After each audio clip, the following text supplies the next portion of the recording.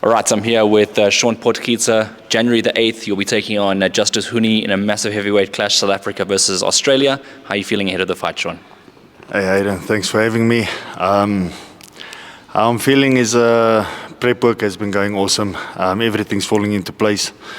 I'm just excited for this opportunity to have a big fight like this. It just gives me more motivation and more confidence to just step up to the next level. And what do you think of yourself going into this one? Obviously, you're a South African champion. You're going to want to obviously, express yourself on the world stage. You are calling for an international fight. You've now got it. What are you expecting of yourself? Hayden, this last couple of months, me and the coaches have realized, the better my opponent gets, the better I get. So I step up to the next level, and I'm just going to give it my all. This is something that I've been called to do. It's my calling, and I believe that God has put everything into place for me. So there's nothing less expected from me than explosive. You would have seen Justis fighting Kevin Lerena previously in Saudi Arabia. Obviously, that was a good close fight between the two of them. You've been getting in a lot of work and I suppose leveling up with Kevin Lerena in sparring. How did you see the fight between those two, and what do you think you can do differently? Well, what I've seen, Kevin was on that fight. Kevin was the better boxer for me.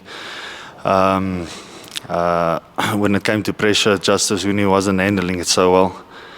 But all I can say is that I'm coming to give my utmost best and just stay on him, stick it to him. Do you think in this fight you can get a stoppage? You have got a heavy hand on you, and it is the heavyweight division. Do you look to do that, especially away from home? That's what I'm working on, yes. Especially fighting abroad, you're going to have to try and stop someone because, the scorecards go sometimes, they don't give you the fight on points. You're going to have to go out and prove that you're worthy of that title. So I'm going out there and I'm going for a stoppage. That's what I'm training for. Is it a bit of a dream come true, fighting in a country like Australia, going beyond the South African borders and, when you were maybe at the beginning of your career, maybe dreaming of something like this? Yeah, definitely. I used to talk to my kids about this, and for me, going to overseas and to the next level, to see the pride they have in me, it just makes me want to, do my best. And like I said, I'm so honored and thankful for this opportunity. It is like a dream come true. One of the things is you'll be training throughout the festive season, here in South Africa, through Christmas, through potentially to New Year's, and your coaches Gert and Dani will be staying with you and sticking it out. How does it feel, this period of time getting the fight, and did it come at the right time for you? Look, an opportunity like this only comes around once in a blue moon, so we had to grab it with both hands. For me, it doesn't matter on if it's festive season or what. Training needs to carry on. The show must go on, and this has become a lifestyle of mine. So I've been doing it ever since I was with Gert and them, so it doesn't matter on what day. Any given day is for me a good day to train. So while there's time to work, we work. All right, and you've seen some success from South African boxers, abroad, getting some massive results away from home. Obviously, in the heavyweight division, it'll be another big result. And if you manage to get past Justis Huni, what would you do with the SA title? Do you keep it? Do you want to defend it? What's your thoughts on that? That me and Coach G will still decide on what we do with that. If we're going to decide to vacate the belt and that after that title. But this is getting this title from Justis Huni is the first thing on my mind now. That's my first priority. The other things will more or less fall into place once I'm back, and then we'll make a decision on that. But for now, we're focused on Justis Huni and that title. All right, so I was trying to go back quickly because there was a fight scheduled to you and Chris Thompson, which would have been a nice heavyweight contest, just locally here in South Africa. What was going through your mind when that fight, never happened? Look, I'm a firm believer that God will remove things out of your life to give you something better. All luck to Chris with his injury. I'm sure that he's recovered fully from that.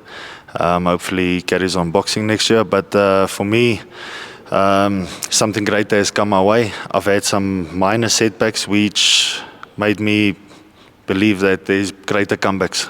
coming from that. So a minor setback for even a bigger comeback. I think a lot of the South African boxers as well, and MMA as well, the likes of Dricus du Plessis, look at the Springboks as well and see them doing well, and it's sort of a national pride thing. We're trying to bring that into the combat sport industry where people come out and really support South Africans. Do you think you'll have crowd support in Australia? I'm sure. We've got some family that side, my wife's family and all them, but at this point in time, most of my biggest supporters is in South Africa, so I'm going there, and I've got two of the best coaches in the country with me, so nothing's gonna set me back or make me think negative of this fight for not having my fans there. I've got them in my corner, so guns are blazing, I'm ready for war. Obviously on my channel, South African supporters would have been watching you and seeing your interviews, but the Australian supporters have never, probably gone, and they'll probably do their research now. What is something interesting about you? You're not a full-time boxer, you work as well. Can you give something to the Australian supporters just to let them know a little bit more about who Shaun Potgieter is? Shaun Potgieter is your ordinary guy from South Africa.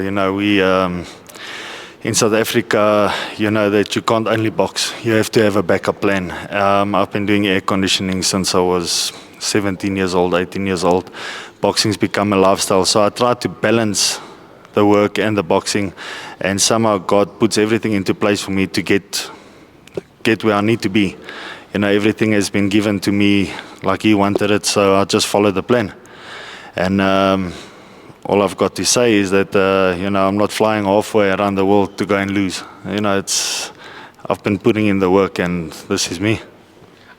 Also, another thing is people, the journey to the SA title for you as well was a hurdle after hurdle after hurdle, and you overcame a lot of people's expectations as well. Coming in as the underdog yet again in this fight, is that a better position for you? Do you prefer being the underdog? Yeah, I've grown into this underdog thing. I like the feeling of being the underdog because the opponent doesn't know what to expect. So I'd like to keep it that way. Justis Huni and them is going to see me as the underdog and a quick walkover, and that's where it's going to be. That's where the whole game plan is going to change for them. Do you have a message for Justis Huni before you step in the ring with him? I don't know him. I've seen him. All I'm saying is that I'm not flying halfway around the world to come and lose. So he's got a fight on his hands. I'm ready for war. And then just lastly, Shaun, do you want to send any thank yous, any shout outs to anybody? Yes, please. I just want to thank all my sponsors, Leoco, Israel Engine and Turbo, RDG, Damascus, Shaun's Graphics, AJ Cranes, and Quality Meats, Diego, Safeguard, and some of the guys. If I didn't mention you, I apologize, but all my sponsors, thank you for everything, and thanks for keeping me here. We've eventually got our international fight, and let's go and upset Australia.